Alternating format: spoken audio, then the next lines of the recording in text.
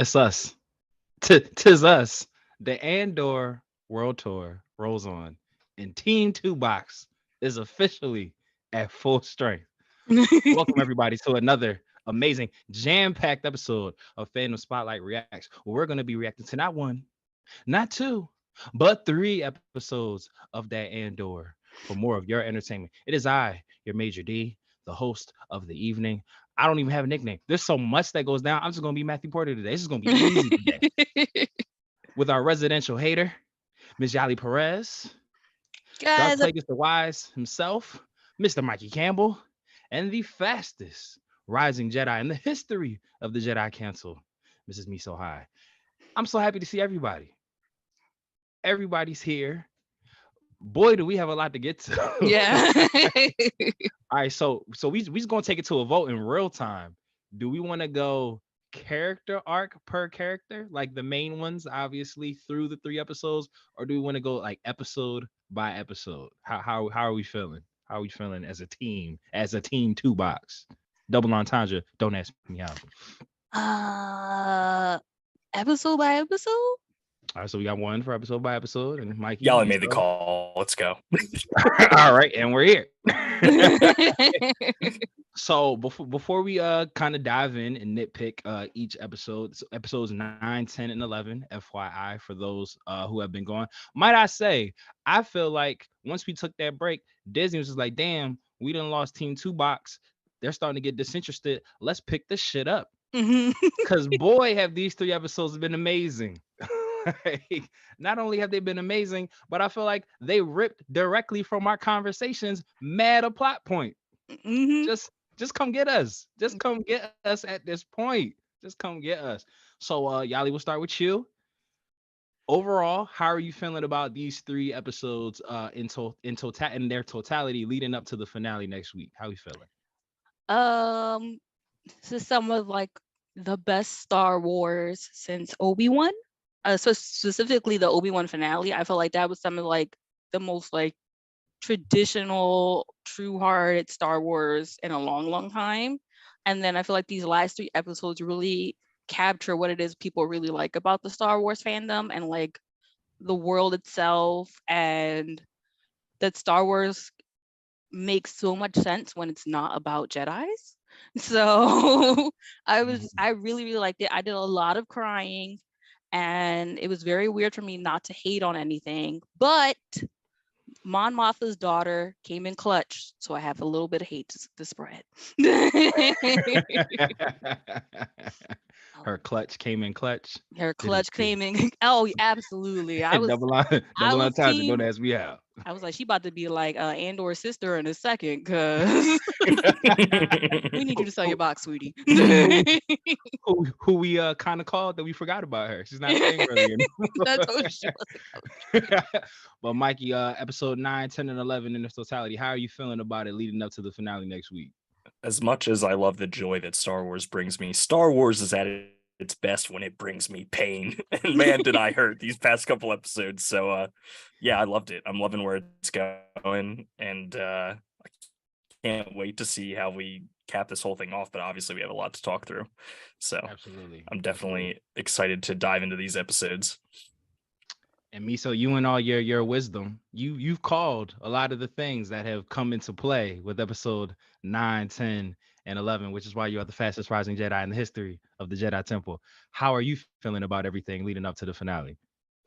I loved it. It definitely picked up a lot more because we were like, and then it was like, boom, yes, action. I loved it. It was the feelings that we anticipated, but you don't really get to feel them until you see it. So it was good to see, and I won't spoil too much until the questions come. So questions, we can figure that out. Kidding, Kyle, kidding. But no, yeah, I'm with you guys. Just before we kind of hit record, I had said that I've been waiting for that moment that these episodes will like make the movie Rogue One mean something to me, which I was a fan. It's a very divisive movie. Not everybody likes it. It's either you love it or you're like meh. But I was waiting for that moment, like how Obi-Wan kind of made like the original trilogy mean more, even the prequels trilogy mean more. These last three episodes, I was like, oh, I went back and watched Rogue One. I was like, oh, this was a really great movie. I really enjoyed this. quite a bit. So I was thoroughly pleased. I don't know where you go with the finale from here. Honestly, because we now know that there is going to be just one more season. I kind of think that that was good that they announced that it is just going to be one more season, because I know that was one of our concerns before. Like, how many are they going to try to like stretch this out as like a cash grab? Then it's going to be like, ended already. We know everybody dies. But yeah, doing one more season, I think, was a good call. That's probably when we'll get the sister back. Like, we're like, oh shit, What my happened to sister. her? Forgot I had a sibling. So when we last were all together was episode 8, Narkino 5, and boy were we bashing Andor, Cassian, Clem, because we thought he sold out. Like He this was drinking goddamn the empire. Kool-Aid. So we thought he done drunk the Kool-Aid. He shaved the beard, but I called it. I said when that beard goes back, he starts getting rebellious. He starts getting rebellious when that 5 o'clock shadow kick in. So episode 8, nobody's listening for the most part. We're on Narkina 5. And it just kind of cuts right in with Cassian planning some shit. He was like, "Yeah, we out of here." And I was like, "Oh wait, the boy is back. The beard is back. We are rebelling. We're getting into some rebellious things here." We get another Andy Serkis. Might be General Snoke's origin story. We don't know. Being lied to all those years probably what pissed him off. He couldn't swim, so he became a dark side user. It connects. It connects. But yeah, nobody's listening. The majority of it takes place on Arcana 5, the amazing prison with the floor magnets and everything. Just general for the episode. I'm gonna start figuring out questions as we start to talk more. But Mikey, we'll start with you first. How did you feel about nobody's listening with like the prison escape scene? And then we'll kind of touch more on what the other characters were doing a bit later. Oh, the prison escape scene. I mean, I think they did a really good job of building up like into this moment where we're seeing these people be tortured, and there's obviously some time skips in here. We can kind of see like the dates of how many shifts they have left, kind of counting down, which eventually we know leads to you're never getting out, and then to there's only one way out. But it's just like watching them kind of like be bogged down by this machine, which for all we know they're building parts for the Death Star. You know what I mean? It kind of feels like it's like there's a clear and obvious using slave labor essentially in like the prison system, which is like total comment on how things are operated in our country right now. And they're really pulling real life influences in Star Wars, and people don't like to see it, but Star Wars has always been inherently political. So if you don't like it, then get the fuck out. As far as I'm concerned, we're past 30 seconds, so I can say that. It just the tension built to a place where they had nowhere else to go except out, and you can see it building up in every character, and they did a really good job of kind of like making you feel for even some of these people who are getting like 2 minutes of screen time. Everybody in their little pod, I guess, of like, I forget what they were calling them, but the people who get to actually taste their food if they win. And just seeing like the torture behind the fact that like it's like, okay, you're living like this you're a drone in this system, and if you work really hard you can taste your food. They're just beating them down at every point. So once the pressure starts to build and you have them just like kind of like monotonously going through every walk of this prison, something's got to give, right? And you see people just straight up just killing themselves on the floor because they can't take it anymore. I'm glad that there was like the spark of rebellion like starts here. And I know that obviously for a ton of other people and different characters throughout the Star Wars universe, it's in a lot of different places, but for Cassian, it is in this prison. And to see kind of like all of his influences, and to see that there was someone who was with him where like this was their spark too, that they had to tell people what was happening here and have that word travel around the galaxy that like, we're not going to take this anymore. It was just really cool to see kind of like where those origins started for Cassian, because it didn't feel like we were getting it in the first few episodes, and I really thought we were going to kind of see it sooner. Absolutely. And see, this is why I do things the way that I do things, because I think of questions as you guys answer my general things, because it works every time. Well, Mike, so for you, just a kind of follow-up question, do you think that this was Cassian's like coming to God moment? Like he was just like, you know what, this ain't right how they treating people, or was he still in his out for himself? I just want to really get out of prison. Like, where do you think he was at? Just in at least in episode 9 to be. I was gonna say not to jump around too much, but I do think by the end of this journey that he's on in their escape, it is for the greater good and not just for himself. I think that's where maybe it starts, is that like he's got to get out. But when he sees all these people that like, it's kind of like a brothers in arms type thing. Like, yeah, obviously they're prisoners, but there's camaraderie amongst them. They had to work together in order to achieve their goal. And I think Cassian sees the power behind letting down some of your walls, even if it's just a little bit, to trust your like fellow man and moving forward through this rebellious cycle. Got it. Yali, coming to you, because you've been critical as you should be with Cassian's character development, because that was a big point of contention. Like, how do we get from drinking the Kool-Aid man to Han Solo light in Rogue One? So with the start of this episode, how are you feeling now about how his character is being fleshed out? I feel like this was probably the best way to show that transition into being like a leader in the rebellion, because I think a lot of what Cassian has had to endure, is he was kidnapped, but essentially he had to like fend for himself, and he's always had to rely on himself, and the people that he did rely on always were telling him to like look out for yourself or be hidden and do things kind of on the sneak tip. And so he's never had to really confront the problem or any problem head on. And so for him to be in this prison and actually see the problem not only like head on, but living, breathing, it became more tangible for him, and he recognized like it's bigger than me. And I think he could also see and specifically in 9, I think with Keith or I think is it Ulog or Keith, or he has Keith Ulog, who knows, the names are weird or so weird in the show. Keith Log, combine them, just don't this show particularly, the names are all over the place, but I think he saw his mom in him, and I think like that was the connection. Like Keith could be my mom, it could be someone's grandpa or someone, like he could see like everything the Empire doing touches someone else's life, and it's not just me trying to get by, it's all of us trying to get by. And I think that's what Cassian needed. He needed somebody to relate his struggles to, and I think Keith represented his mom for him, because Keith was dying, he was working really hard, and his mom was the exact same way. And so to lose Keith and see that the Empire really didn't give a fuck, like I think it made it more real for him. So I really enjoyed that transition. I think it was smart of them to give him like this connecting fiber to make the connection between this and Rogue One. And I agree, a lot of times with these like shows before a movie where we know what happens because of the movie, like you wonder, like, does it matter or should I care?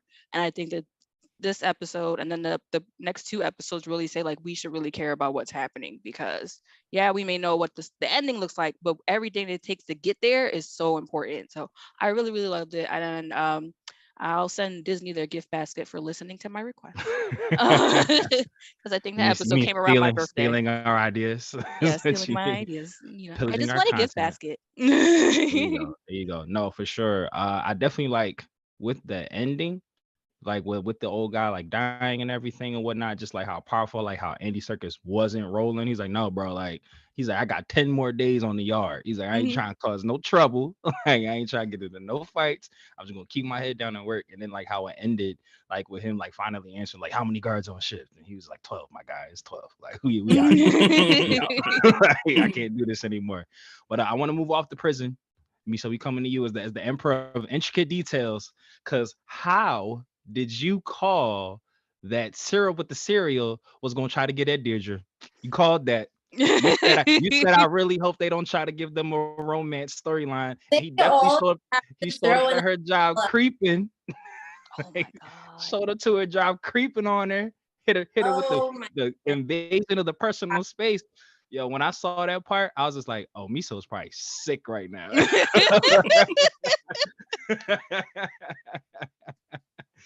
Always got like the new age thing to do now is like throw in the romance. You got to throw in a little romance, and I kind of liked it a little bit though, because it was like because she's like a hard ass, so she's just like no, but like she was like had the butterflies inside, you know, and she's like thinking about it, but she's like, no, I'm a bitch, you know. And so she, like, couldn't fall for it, but you could tell like she was feeling it. And then just for him to like, I need help, like it was almost like, help me, you know, but like almost in a personal kind of way when she's just like, get off of me. And then she's like, wait, you know, I liked it, but it's easy, you know, it was easy seeing it coming. They're both lonely, you know, hard ass government suckers. So, you know, they had to bond somewhere, and that's really like a good place to bond. And so I thought it was interesting. Absolutely. And Miso, staying with you, because you've been really big. You've been on Team DJ. We've all been on Team DJ. And we were all saying, like, they're making her very likable, which was very conflicting because you was just like, she's ISB. She's a bad guy. She's trying to kill the main character. Why do we like her? We was rooting for her. Man, did she turn into a major bitch in these last 3 episodes. And now I don't like her anymore. So Misa, because you've been on this journey with Deidre from the time you've been with her shooting in the gym this whole time, how do you feel about her character development from lovable bad guy to get the fuck off my TV screen, bitch? We have to feel that so we can feel for like Biggs and everybody in Barracks. And that's why we love the confliction. Like, of course, we're like, I hate you. But in reality, it's like, she's right. Is she not? Oh, plot. Tell me more. Plot twist. I mean, like all the information that she's gathered, and then she's like building this confidence about it. And so it's like, she kind of has the right to have that confidence. It doesn't mean I like you, but I mean, it goes with the story, doesn't it?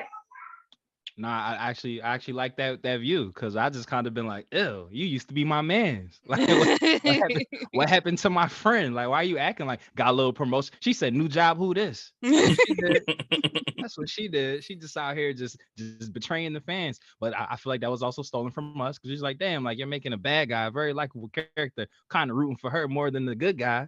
Because, you know, Cassian was drinking the Kool-Aid at the time. They hit us with a loopy of a loop. That was a loopy of a loopy. Another plot twist that I want to touch with you guys, because episode 9 I feel like was pretty much cut and dry. Like, we had the main point of Cassian planning to escape.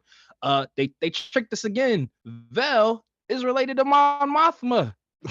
Plot twist again. Loved it.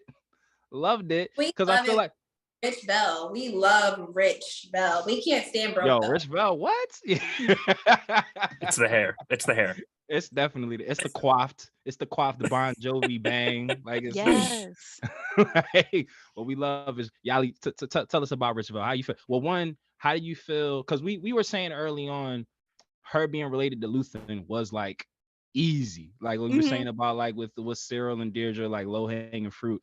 We just like, it makes sense, but typical father daughter fractured relationship. It's like, no, they're not. Not only are they not related, we're gonna make them related to Mon Mothma.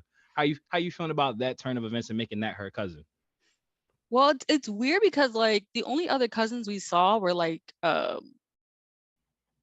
not really many cousins. So definitely aren't a lot of cousins in the there's Star not a lot of Wars cousins in the Star Wars universe. So it's like, oh, cousins exist in Star Wars? Everyone's either like your dad or your I don't know. It's just weird. Sibling.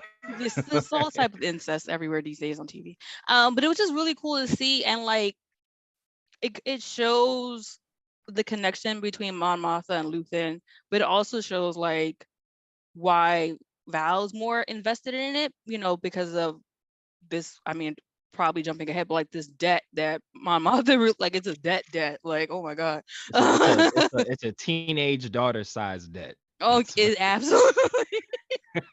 A debt only my teenage daughter can fix. But it was just really cool to see, and it was cool to see her just be like you said, like be rich, and like it. I don't know, it added to like this level of like power she had, and also like the juxtaposition between the two color tones that they had. I don't know if it was. I'm pretty sure it was done intentionally, but Mon Mothma's in all white, and then you have Vel who's in like this metal armor looking thing, and it kind of shows like the two positions they have to play, where Mon Mothma has to look soft and agreeable because she's in the center and things like that, so she has to be someone people feel approachable, where Vel is very guarded and stuff, and you can see that in her clothing. So I thought that was a really smart thing to do, to show the difference in who they are and the different paths they're taking for the same ending. So it was just super dope, and I can't. I really love this new wave of Star Wars, and I don't want to sound super feminist, but like the women are fucking killing it in like all the Star Wars things lately, and like this is just another like yes, like it's just so great, and it's not done for ticking off boxes. It's not for diversity's sake. Like they're just badass to be Yeah. badass. Same thing with Deirdre, and like they're all just it's again. I hate not hating, but we'll get to the daughter and a little bit later where Yeah, I can be angry. we about to transition over to episode 10, but I would be remiss of content gold if I didn't give Mikey a chance to talk about Mon Mothma. That's we all know that's his spirit animal. First off, don't sell yourself short. I do think that there's a possibility that they're all related. Okay. I think that you guys were onto something, and I definitely wasn't expecting Vel and Mon to be cousins, but I definitely think that there's still a possibility that there's a relation. How else do they know each other? You know what I mean? Like they're in deep. Chandrilla is in deep. It doesn't matter what part of the planet you're from. They're all part of the everybody's rebellion. related. The banks are there. The banks are in it. The senators are in it. They're all in on it. But Mikey, how are you feeling about? Because that was another point that we had talked about. Like, how do we go from this playing the cards that she's dealt, kind of riding the status quo Mon Mothma to, like the archangel, the Joan of Arc of the revolution, with her white gowns and her pixie cut out here just inspiring the masses. So how do you feel about her development? I'm really and what we glad got? that you asked me this, because there's been a lot of discourse online. I do this.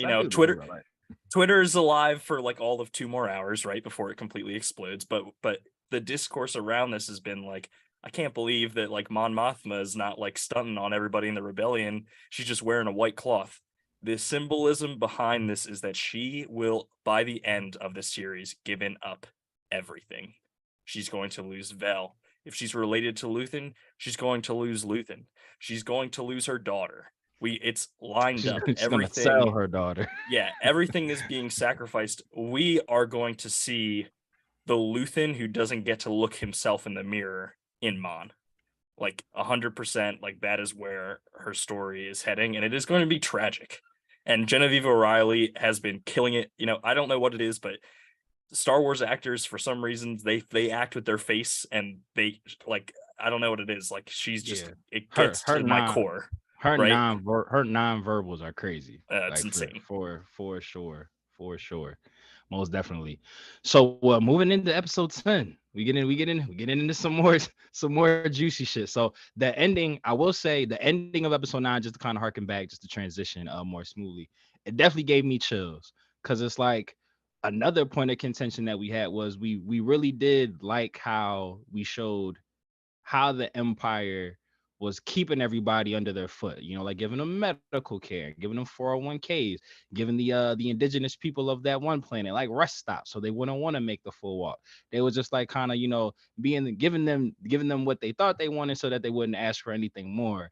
But we were saying like, well, then where's the disconnect that, makes the rebellion want to be like down with the Empire and everything?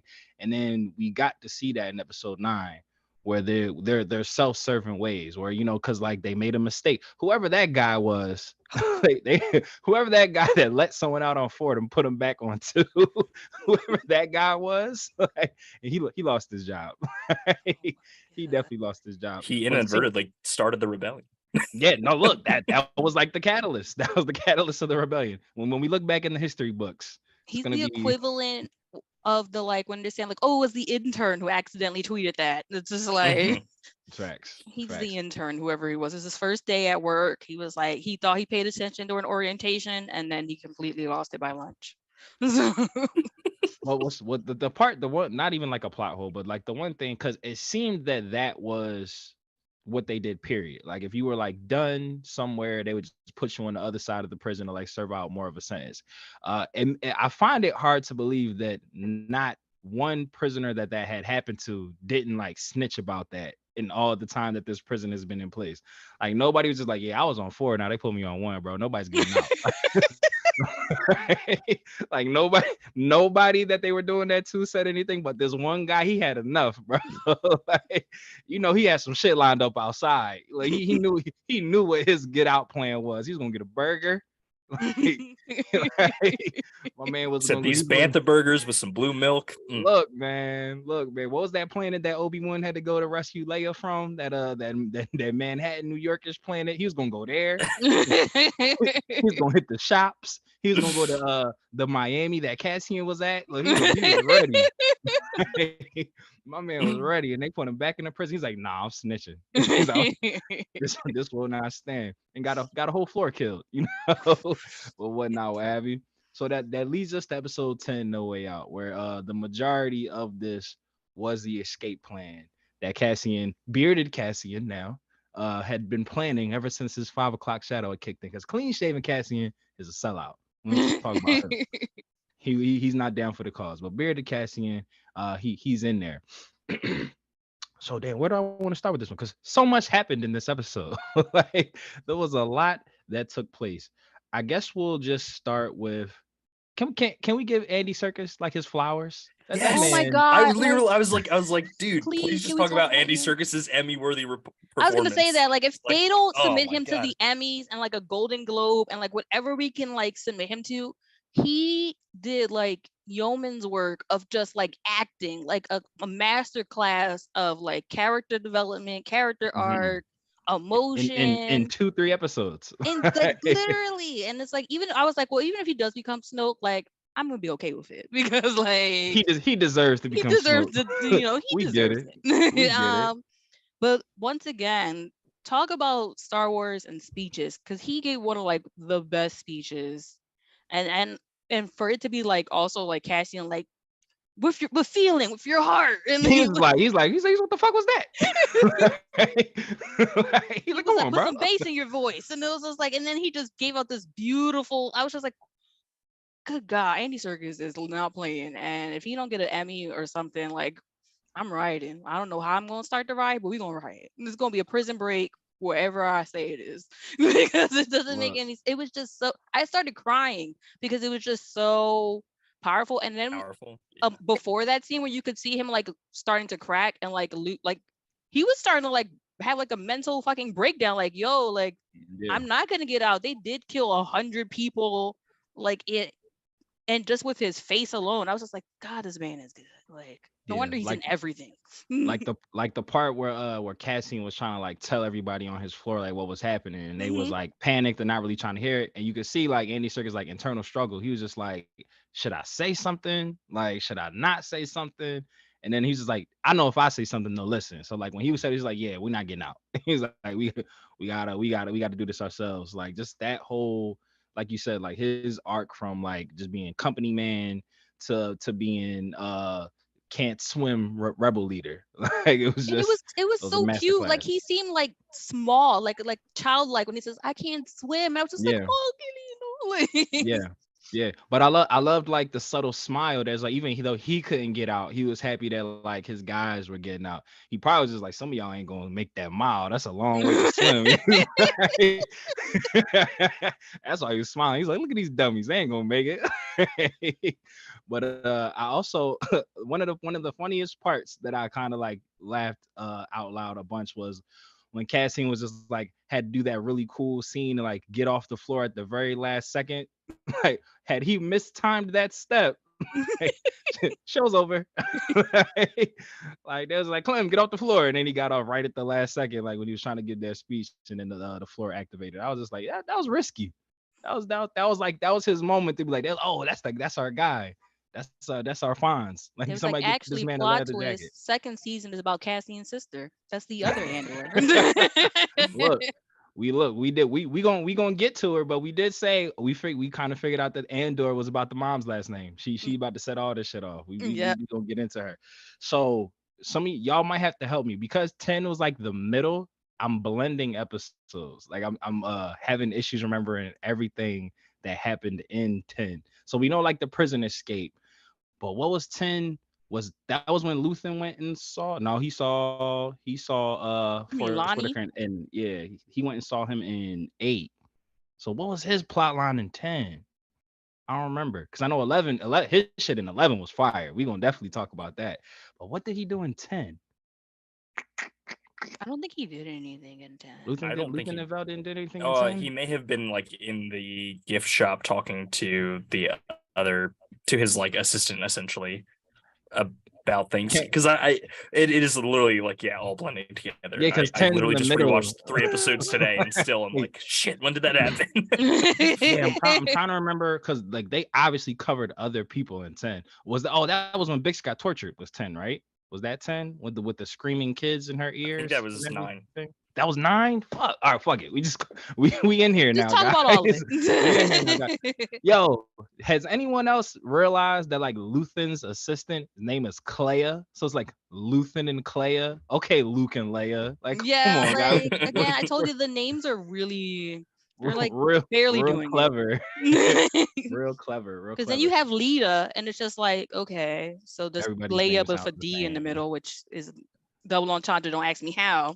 Hey, there you go. There you go. Team 2 box at full Toolbox. strength. But Miso, I want to come to you since I totally skipped over Bix's what went down with her because we felt for that young lady.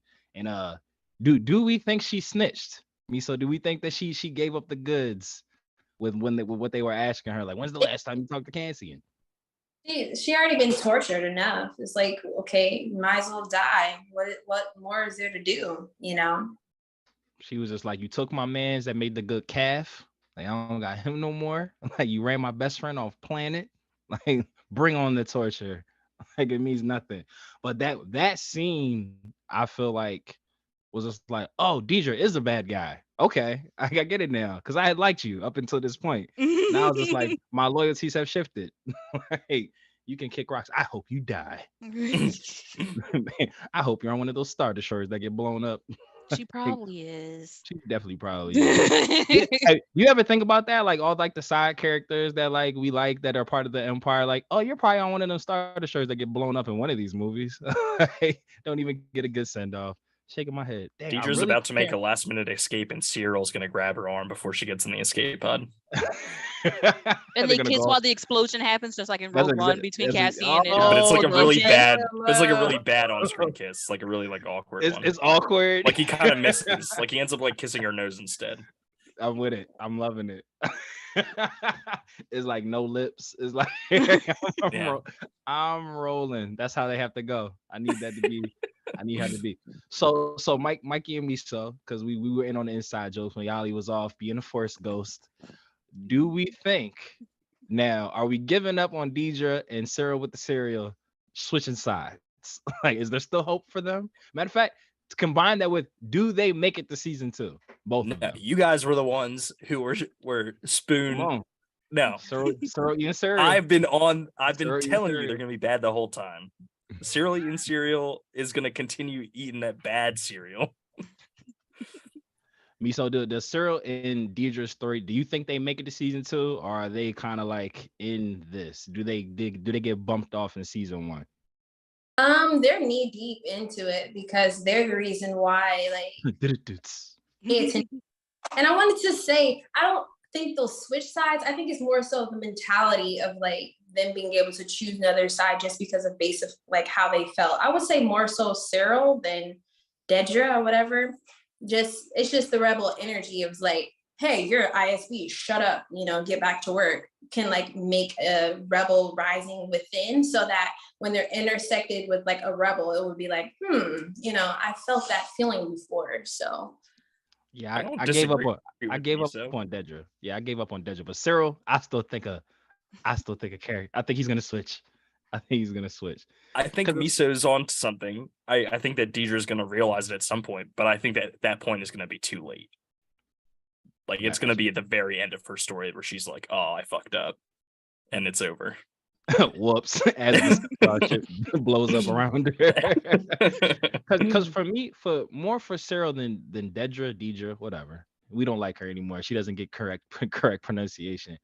His storyline has been driven around finding Cassian so much. Like that's so integral to what his character is, and we know Cassian makes it to the movie, and we can only assume that Cyril doesn't. I don't see like what his peak is. Like if he finds Cassian, we know that like he's not gonna win the duel, or he's not gonna capture him and have him arrested. So it's just like I'm feeling that Zuko Aang friends become enemies, enemies become friends, but we're all richer for the journey at the end. I'm feeling it. I see Cassian like hanging off a cliff and he's gonna fall. And Cyril's is like, fuck, should I help him? No, because that's my mortal enemy. Oh, I'm gonna help him. And then friends for life. And then he'll die like immediately after, like in Cassian's arms. And they're like, I always hated you, but I respect you. It's gonna be one of those. It's coming. Let's get them There's cereal not emojis enough in the time. chat. You keep that spoon on the ground, man. We got 2 seasons, bro. He might make it.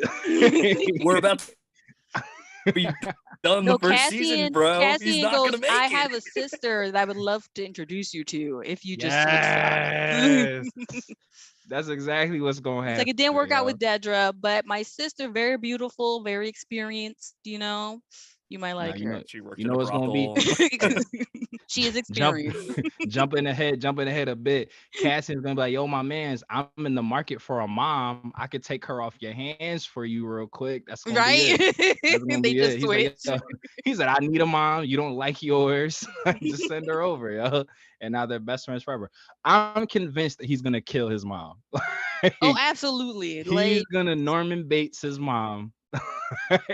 absolutely. But she's I love how she's like the most Jersey mom ever. Like she reminds me of like a Facts. mob wife or something. It's just like, oh my gosh. 1000%. I don't know what the correlation is, but it's like the most Italian or most Jewish mom. Right.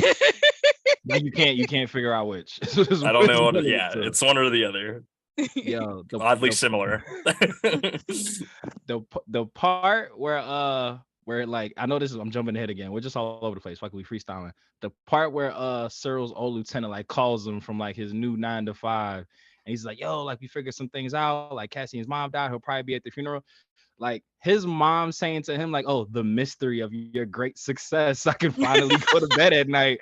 I was like, hey, yo, she like that was the most kick you when you're down thing.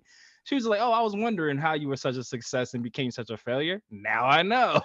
You didn't really do much then either. I was like, yo.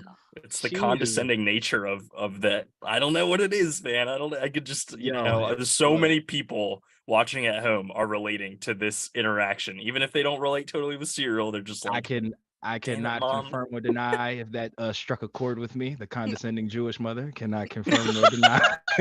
I'll confirm. Condescending Italian mother. Cannot confirm nor deny. Condescending Hispanic mother too. Are we in there? Look, the Team 2 box. That's our flag. Judgmental moms. That's our logo. Hilarious. But yeah. I feel like 10 was mostly the prison escape, I guess, and we kind of covered all that. Why didn't anyone take any boots? That's what I wanted to know. And like, where were the boots too? It's just like they found the gun rack. Like they found the guns, and I was just like, all right, but where are all? Do they incinerate them? Like the boots have to be somewhere, but they're nowhere. Like they don't even get like Crocs. The way like She-Hulk and like Abomination got and like her show, like they got Crocs. And like Star Wars, no, you get nothing. You know what it is? Disney like sell them and call them the Narkina 5s though. Oh, we're live. Fuck, I was gonna say we want to bleep that out. We need that. We need that check. Well, all right, fair use rule. We said it here first. We said Come get us. Narkina 5s. I need those in my life, bro. I don't care how dumb they look. But you know, I feel like they're gonna be fire. I feel like they'll be made by Adidas. I feel like that screams Adidas, like the Narkina 5s. Like that's right up their alley. With the stripes, it'll be orange stripe. Yeah. Look, call our people. The white with the orange. Call our people. Disney, Adidas, have your people call our people. Like we don't stand with Kanye either. Just call our people. Damn right. Call one of the Kyles, Big Kyle or Little Kyle. Please. Matter of fact, just hop in the comments. Drop a cereal emoji in the comments so we know it's real. That's what we're gonna do. That's what we're gonna do.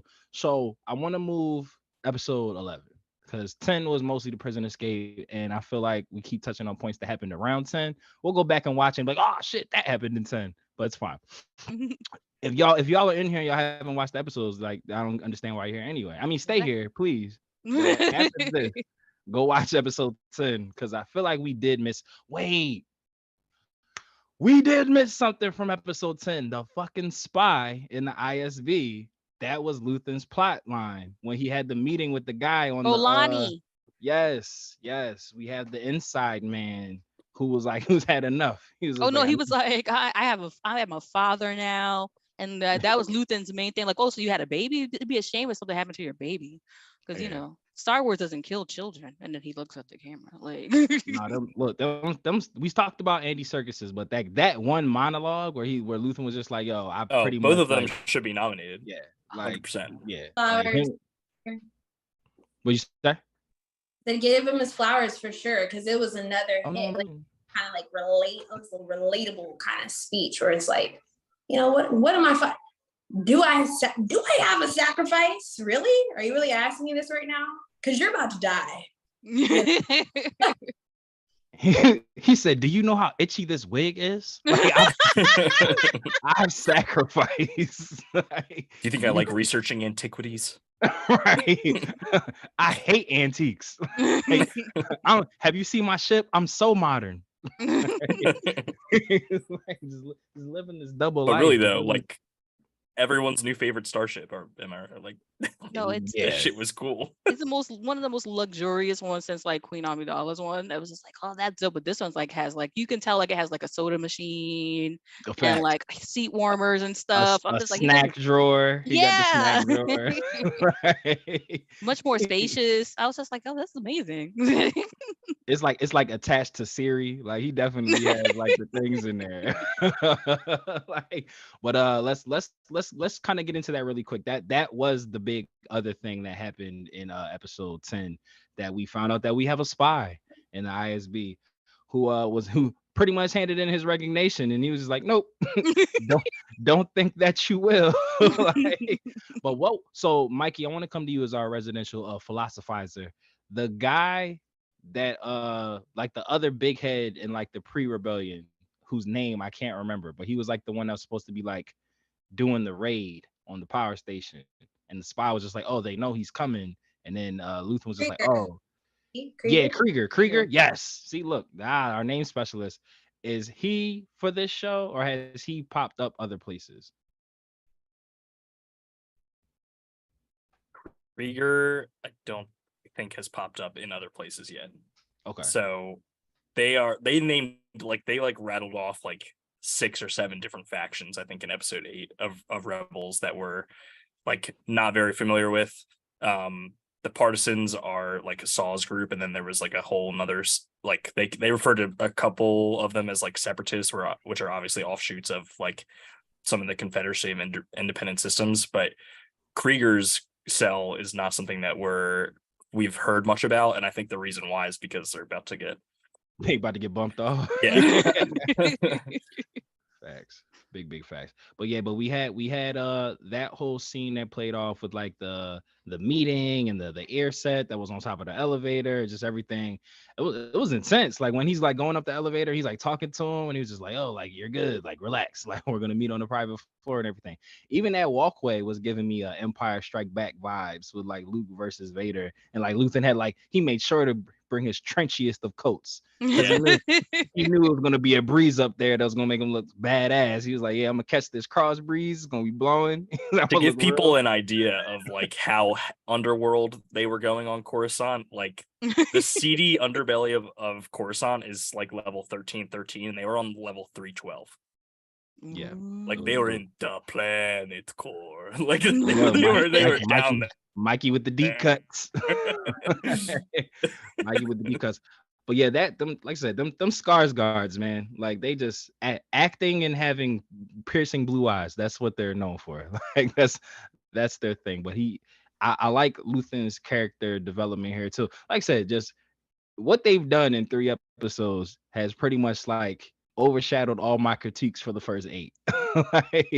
like I know we spent a lot of the build up to these 3 episodes just like, what are y'all doing?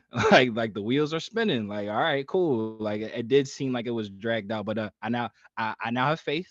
I have faith in the writers of the show. I apologize. Like I doubted you guys. Everything has happened the way that it has happened, but I want to go on to 10. Cause man, did 10 have us in the fields? And little fun fact.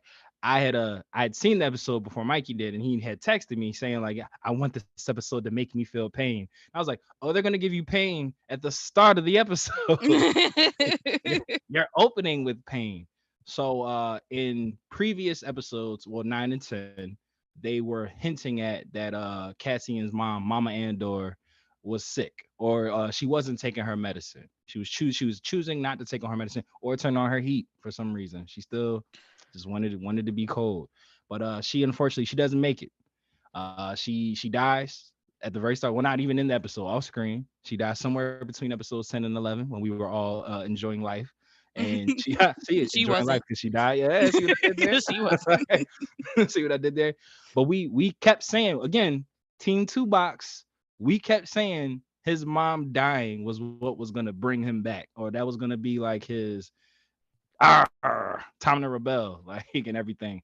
So I want to get your guys, because 11 was my favorite episode of the three that we all watched. 10 was really dope, but like 11, even though it was less action, I loved what it did for all the players on the board and like kind of like setting up for the finale. So Misa, we're gonna come with you. We're gonna start with you. Just 11 as a whole. How did you feel about just the character development, like the lack of action, but like the abundance of character development? It was popping, honestly, just to see like all the emotional aspects and with the daughter that we don't like, but we're glad that we don't like her because then it's easier to sell her off, right? Facts. It was just like all around. Like I really love Belle's like coming in, coming out, coming here, going there, and then the mom dies, and then it's like, what's gonna happen? Now you don't have a reason to come back, so why would you? You know, it's like a lot of other questions start popping up, like, who's this guy you're talking to? How does he know it's Cassian? You know, what's all these things going on? And it's like more stirring, but it's like, we know it's going to pause because the mom died, because we're like, Andor is the whole surface of the show. So Ferrix is something's gonna happen within Ferrix because basically the rebel leader of Ferrix dies, right? So what's gonna happen? Is he gonna come back? Is he that stupid? What's gonna happen with Bix, you know, on the next episode of Andor? Oh, Dragon Ball Z. Balls. Yali, how'd you feel about episode 11? I was in tears. It was definitely painful, but again, kudos to just what they do in Star Wars of making you feel for droids. Like the droids have so much human quality to them that it always poses the question, like, what is humanity? Because watching B2 Emo have to like deal with the fact that his owner died and his need to like, it kind of reminded me of like Stitch from Lilo and Stitch. Like he didn't want to be alone, and like family meant so much to him, and having her die and just seeing how a droid with like no facial expressions managed to give facial expressions enough to break, like I was just in full-blown tears. But the episode 11 was my favorite out of the three because it showed where everyone's hand was right before the finale, so we know or at least can try to think of like what's going to happen next.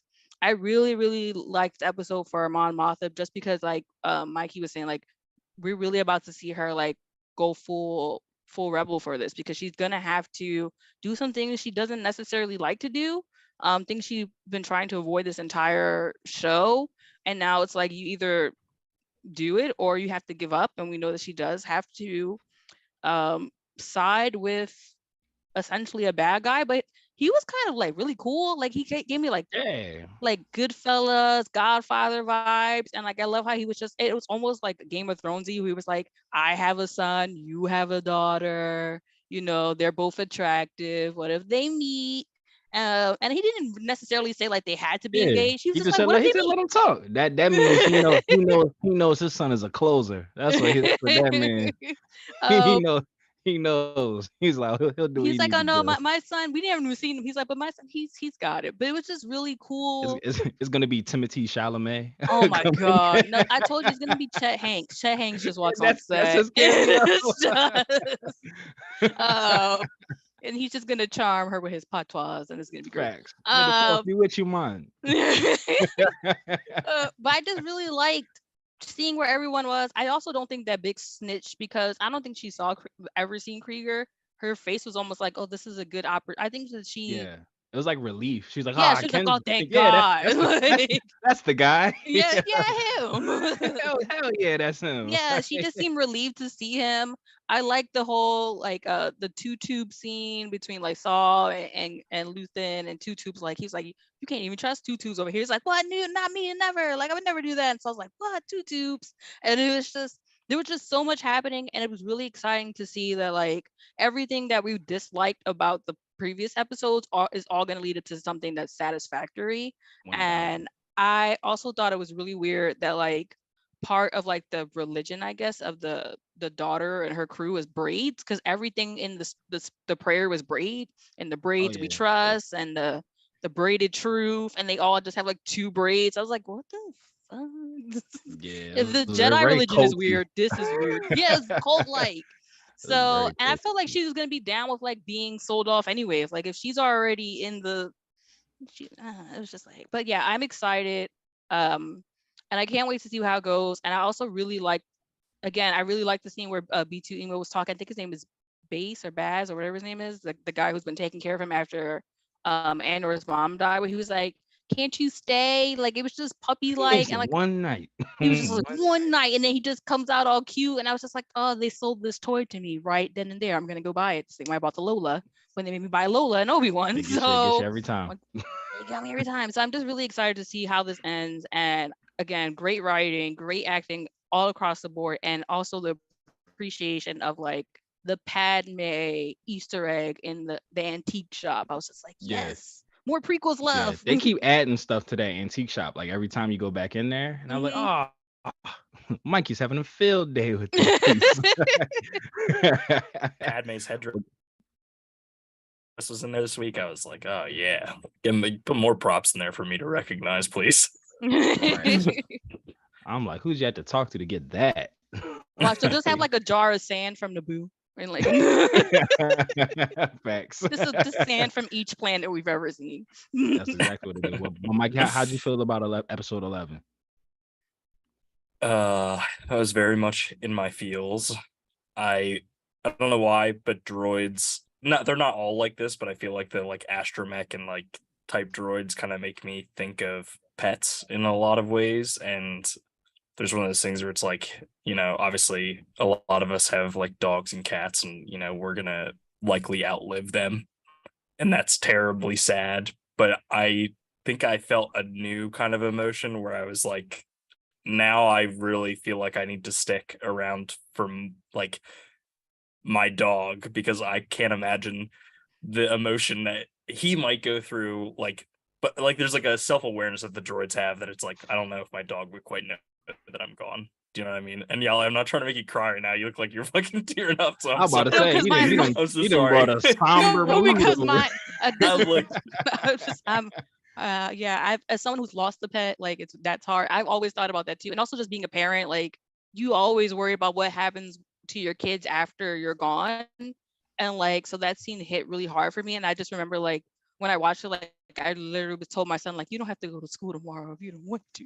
Like, you know, Fuck higher education. yeah, but it's like I don't know, weird things like make me think about that stuff. And I actually, when this might sound weird, but like I'm not a very religious person, so when I do have friends and family in my life that lose somebody, I always like use this Yoda quote where it's like, rejoice for those who pass on to the living force, mourn them do not, miss them do not. And I've always kind of like took that to mean like their impact on you, as long as you remember them, like they'll always be with you and type thing, right? So there is a lot of like solace you can take in this, but like, god damn it, Star Wars, like please stop making me hurt so much on the inside. Because like I'm stressed enough as it is. We got seasonal depression out here.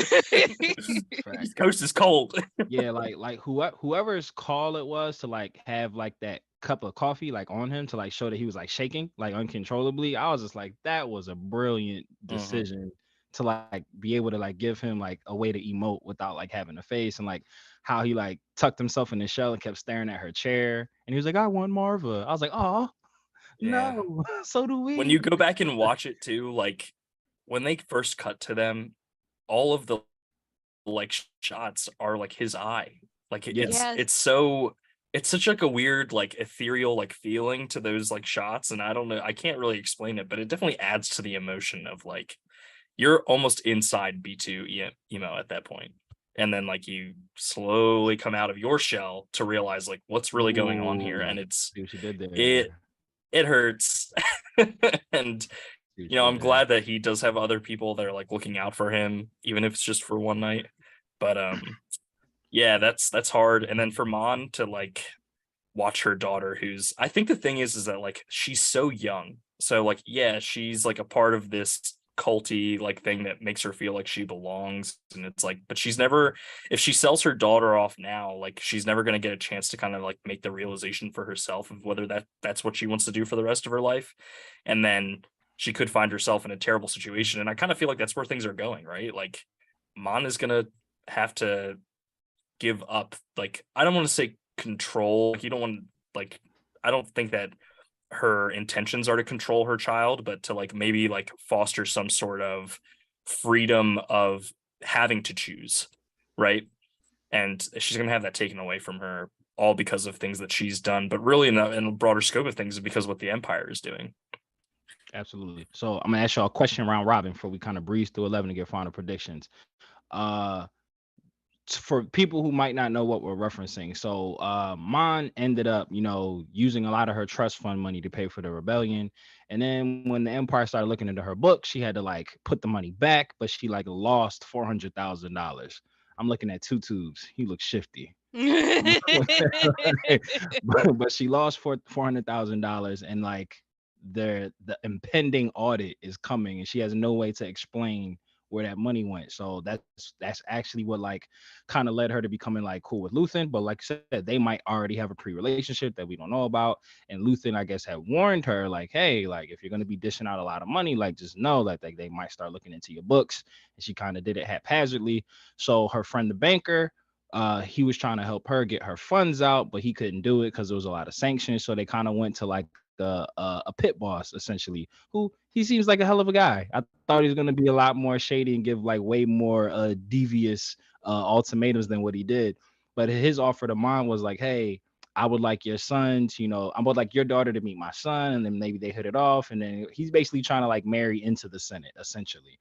Now, plot was not knowing she's gonna leave the Senate. And damn, you know what? She'd be like, I'm about to leave the Senate anyway. Go Yeah, ahead. take her, take her. Like, but I found it hilarious. But I also love the development, like how episode 10, she was just like, no, not happening. Not selling your daughter. I'm not even thinking about it. But then like by 11, she's like staring at her doing the cult shit. She's like, maybe. Like, maybe I could get her on. I could, she'll be fine. She'll be fine. But my question to y'all, round robin, hey Miso, we'll start with you.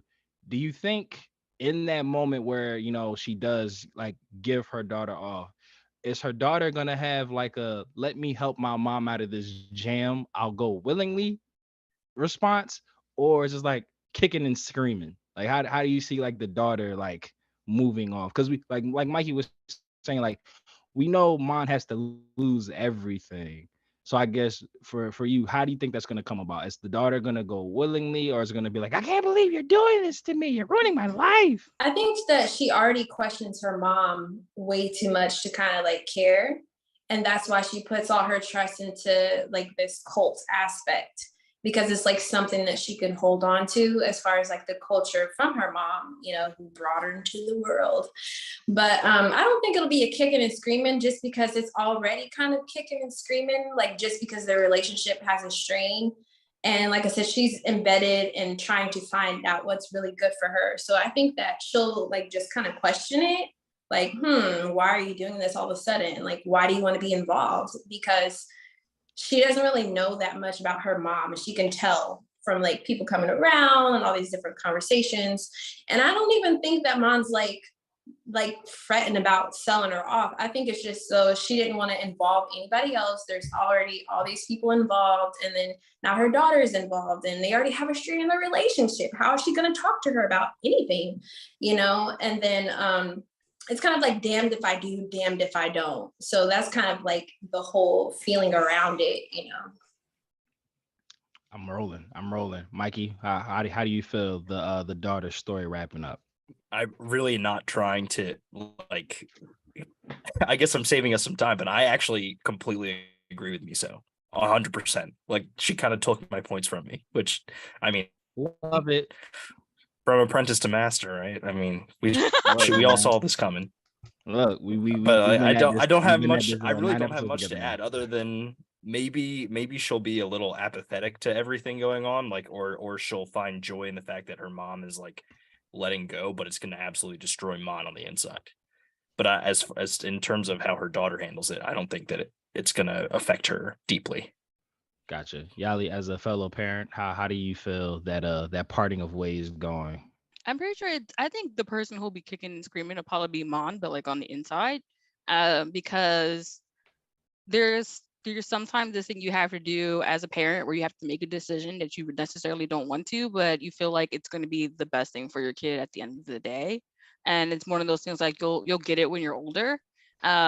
And I think this is sort of kind of that situation. I kind of see her like marrying her off kind of similar to how they did like the ceremony in the Handmaid's Tale, where they have like you meet the guy, you meet the girl, you get married like on the same day, like that. That's a mass wedding. And when I forget what Max's name, Nick. When Nick marries Eden, he was just kind of like, okay. But Eden was like so into it because she was like fully in deep within the Handmaid's Tale's culture and religion of it all. So like she was totally fine with marrying Nick and stuff. So I kind of feel like Lita would have like the same thing because it was already in their culture to marry off or have arranged marriages. So I think she'll just see it as like, oh, my mom is still honoring the traditions of our culture and stuff like that. So I think she'll probably just like be fine with it.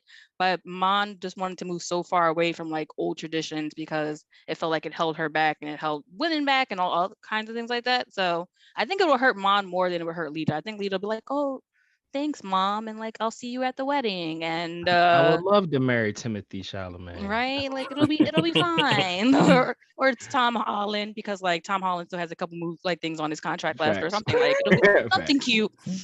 But so I think If we waste Timothy Chalamet or Tom Holland why not? on this tiny ass role, no. It's a cameo. They had to get Forrest Whitaker in one day. They had to do all his scenes in the same setting. And this show doesn't have a lot of cameos in it, so like why not throw in one last one for the finale? Yeah, I'm definitely rolling with you guys. I actually, to take it a step further, I think her daughter actually knows a lot more than what she's let on. I think like every step of the way, her daughter's like been like inquisitive, like, oh, who's this guy? Oh, he's here again. Like she's kind of like been. I feel like she might know. I don't know if she knows like about the rebellion, but I think she knows that her mom is definitely doing something larger than what she's putting on, and I think she's gonna pleasantly surprise us and be like, yo, like I know you got a lot on your plate. Like if this is what you need to do. Like I feel like they might actually have like a moment together. Like she was just like, oh, I know that I gotta go so that you can go do your thing.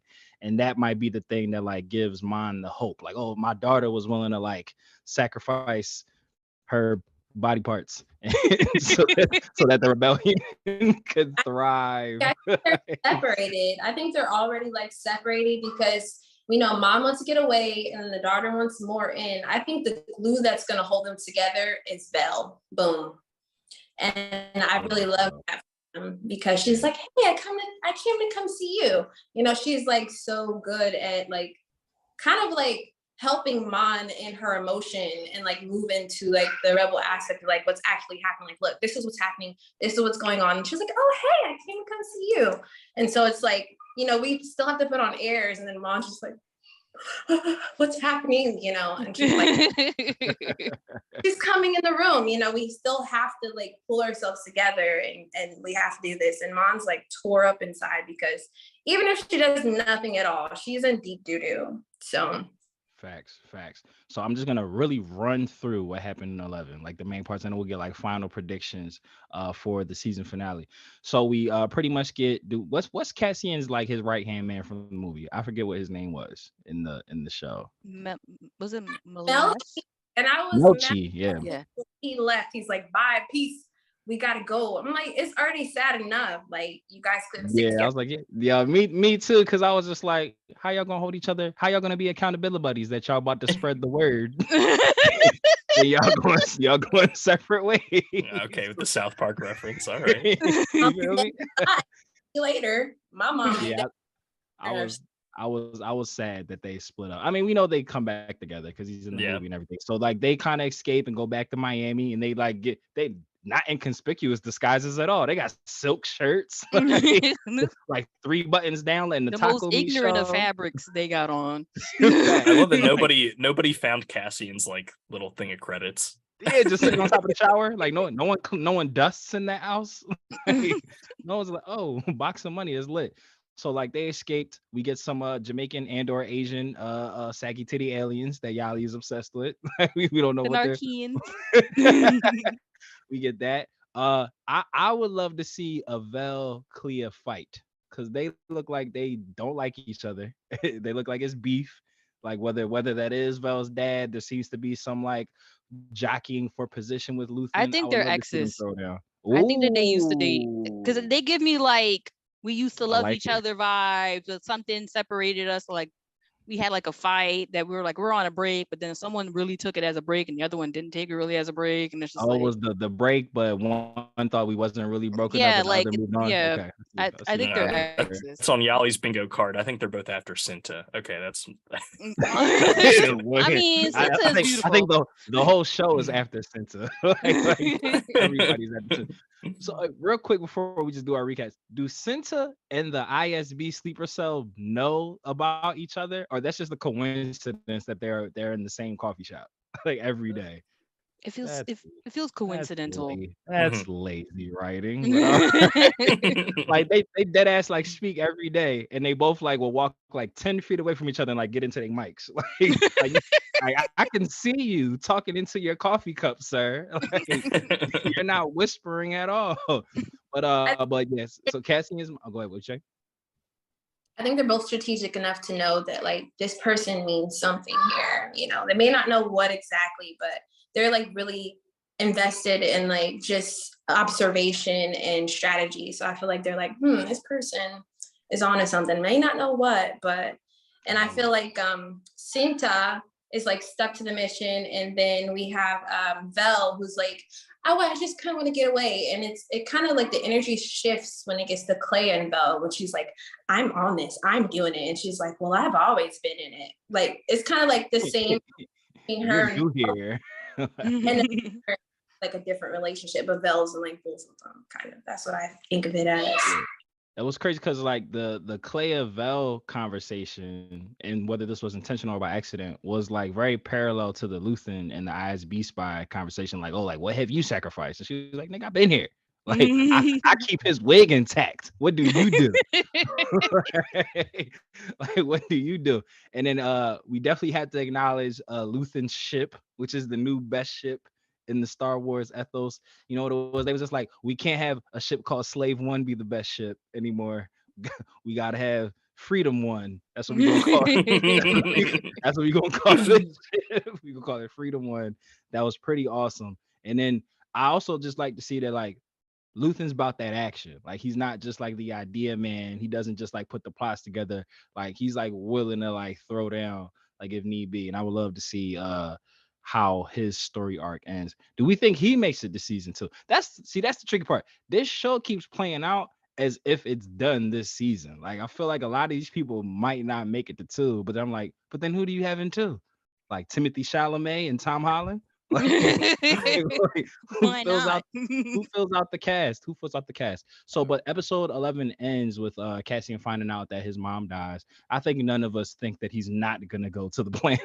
Like, I think we all know that he's gonna go back to Ferrix and whatnot. But just even that scene with Moshi like asking him, he's like, "You'll be all good?" And he's like, "Yeah, we're fine." Everything. I just need a lozenge. I just got some Space Miami sand in my eye. That's all. I'm never staying in the breeze on the beach. Like I'm just a little sad. But it ends with him finding out that his mom has passed. Bix was tortured for like 3 whole episodes, but we don't think that she gave up the goods. Cyril eating cereal got information about Cassian's mom dying. He stole from his mom, which I was cheering for him. I was like, that's right, son. You steal those unmentionables. Even her safe was a Jewish mother's safe with the watch and the credits and the jewel and the costume jewelry that we know ain't worth no money. That took me back to my childhood. Not that I stole shit from my mom. Just saying. Just saying. Well, so we know it seems that we are headed on a collision course for Ferrex. That everybody is coming down on Ferrex for this funeral, and we're gonna have a good old Mexican Book of Boba Fett style standoff on Ferrex. So, final predictions for the season finale. Yali, would you go first? What do you think is gonna happen, and how do you think that'll play into season 2? I think that it's definitely going to be like everyone's coming to the funeral type of situation and kind of seeing everyone get there. I think that there's probably going to be there's going to have to be some sort of big battle because like I said, everyone's showing up. I think that we will be surprised with Krieger. We'll probably see Krieger in the last episode for sure and kind of figure out what he's up to. And I don't know. My gut is saying like I think Luthen dies. I don't think that he makes it to the second season. I think that we need Somebody a catalyst for the rebellion to take off, not necessarily a catalyst for Cassian. I think that once Cassian sees his mother dies, he'll remember what happened in the prison, and like that'll be his starting point. But I think the rebellion needs something to get them to really start off, because right now, like Mikey was saying, like there's all these factions that are separated. They all need to come together somehow, and I think maybe Luthen dying might be the thing that does it. And then I also think because it's Star Wars, we need to see like we get like a surprise Jedi cameo. I don't know who the Jedi is. Cal Custis still waiting for him. Somebody shows up, because you know they always throw a Jedi in somewhere because they have to. And I also think like we'll get like a last minute like Saw Gerrera and his squad comes in and saves the day like at the last second, because we need to like somehow make his character better. Maximize our Forrest Whitaker day. Yeah, absolutely. Like he was only on set for like the 12 hours. We got to use all 12 hours. And I also think because Star Wars has to Star Wars, I think that we'll see Jin, like baby Jin Erso or like teenage Jin Erso or something where Jin is somewhere around. So I think basically 12 is just going to be like a cameo fest to make you want to watch 12. And we never see Cassian's sister. we just only know about her prostituting, and that's all we get to hear until season 2. Look, it's Clea. That's gonna be the big reveal. Oh my god! Star Wars gonna Star Wars. Oh my god! That Clea rhymes with Leia. She's so angry because she had to prostitute for like 2 years apparently. She's upset, and Luthen got her out of prostitution. That's why she's indebted to this man. Like, and that's that why makes so much sense. That's why she's been so gung ho to kill Cassian. He's like, yo, you abandoned me. I had to sell my body. That would explain why Luthen knows who Cassian is, like from the jump. It was like, oh, your sister works for me at the antique shop. Saying. I'm just saying. Yeah, we get a bunch of cameos. Same question, tweaked in it a little bit. Final death count. Who dies? Who lives? Last episode. I'm really glad you asked me that, because I was going to say my prediction is everyone who's currently on Ferrex is going to die. Ooh. Cinta's going to die. Bix is going to die. B2 Emo is going to die. Quick Battery is going to finally die.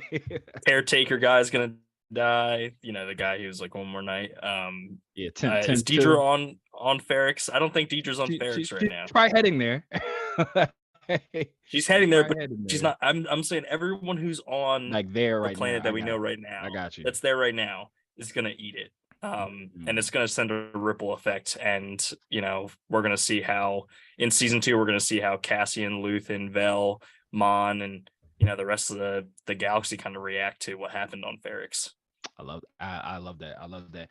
Miso, because you seem to be the Nostradamus of the minor details and the small pickups. What do you see happen in this finale, and how does it extend out into season 2?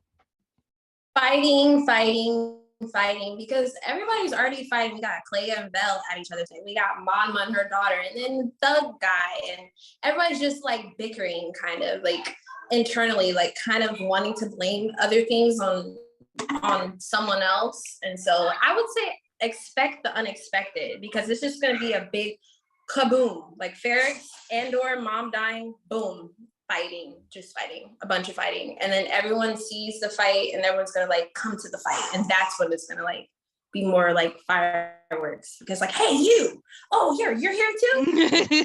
More It's the Spider-Man meme where they're all pointing at each other. I remember you from episode 2. Like, where you been at? All right, Miso, and then death prediction. Who makes it? Who don't? I don't know, but Ferrex is looking. I don't know. Well, yeah, I would be surprised if, I don't know. Like I said, it's kind of unexpected because we need a lot of the characters right now, maybe for like moving forward, more information. But then again, I don't know. It's going to be unexpected. But I think a lot of Ferrex people are donezo because Ferrex created this whole like, Rolling. Yeah, my final position. I'm rolling with Mike. I think Luthen kind of has to die because that kind of is what will help. I'm brain blanking on Forrest Whitaker, and I know the character's name. There's so much info. Saul Guerrero. I literally had a brain blank. Don't do drugs, or do, Death Six, you out here doing Death Six? Yeah, that's what it was. Like, I want to go home and rethink my life. All right, sleaze baggy. But I think for Saul to be who Saul is with the respirator and with severe asthma in Rogue One, him and Luthen are kind of like the big heads, like the big power heads, and there's not enough power for the both of them. So I think Luthen dying, I actually love what Mikey said. I like that being the catalyst for like the rebellion. Like, oh, Luthen, that was our man's. Like he had freedom. That was Yali's point, dude. Oh, that was Yali's point. It was a combination of the two of you. Yeah. So I do think that Luthen is gonna bite the big one. I think that Bix and Vel are also gonna not make it out of this episode. And I think for season 2, because I feel like there was a lot of chemistry between Cinta and Cassian. And I think maybe they might go off on an adventure for season 2. I don't think it will be like love interest. I think it'll be like reluctant best buds, a buddy cop movie for season 2. I think Bix is gonna not Bix. I think Cinta's gonna make it out. I think Bix will bite the big one. I think Vel's gonna die. I think Luthen's gonna die. I don't know about Clay yet. Undecided. I feel like there's layers to her character because that might be his sister. So I think she'll make it out of season 2 as well. But I'm over time. It was 3 episodes. I don't know why, the voice of God didn't think I was gonna go over. It's 3 whole episodes. I feel like that was implied that I wasn't gonna be able to hit this by 10 o'clock.